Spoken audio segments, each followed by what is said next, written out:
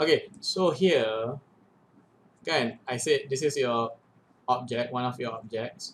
This one is nice. It's just might be a challenge to fit everything in the same shot because this is such a big object. You can try to go for a much more smaller fish tank, maybe one of those cute ones. And the idea is like you want like an aquascape going on, right? And we don't really learn about vegetation modeling. That's considered organic modeling, which is hard. You can do some simple ones if you are up to the challenge, or um, yeah, I think that's a much better suggestion. Or if you want, you can import assets that you can find online, and that can be your vegetation inside of the fish tank. But getting the fish tank look correct is a challenge, and if you can push it, maybe put other small touches to it. I don't know. Some fish tanks have like a miniature in there, like a deep sea diver, like someone with that fish helmet, underwater sea helmet, deep sea diver helmet. So I'm still trying to figure out what's your third object. So maybe you want to reword the proposal a bit. Tell me exactly how it looks like, what exactly you want to model.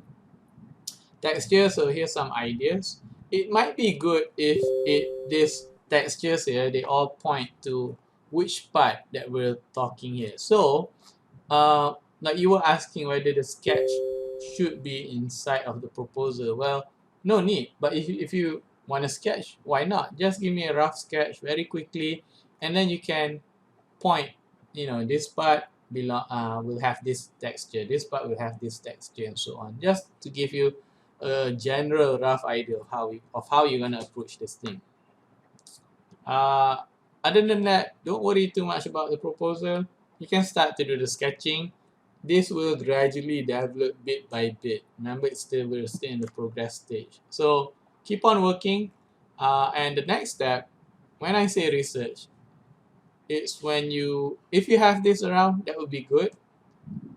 I think that's better if you have something like this. If you don't, then you have to research to such an extent that you really understand the object. For instance, you have to go to Google and you can type pencil case holder wooden and start to really analyze this thing and get one that you really like, that you think you're going to use in your work. As a skill to how you search juga.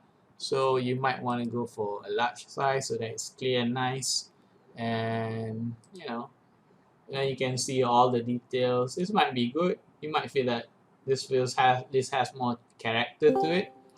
You want to really analyze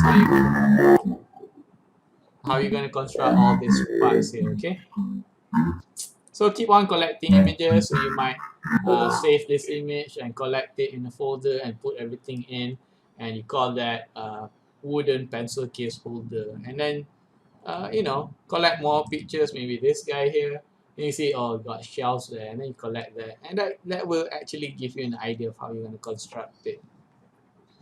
You need to analyze all the connections, how they glue this thing together, how the different part has different grains to it. Maybe some parts are more polished. How they attach, how the handles look like. Maybe you find that that's a nicer handle with a lock there. Anything. You can go crazy with the research and you can mix and match. You can have, I don't know, this one has a shelf to it. You can do all sorts of things. Keep on collecting images, put them in a folder, and you're gonna start to really understand your subject and get behind it much better. Alright, so that's the research part.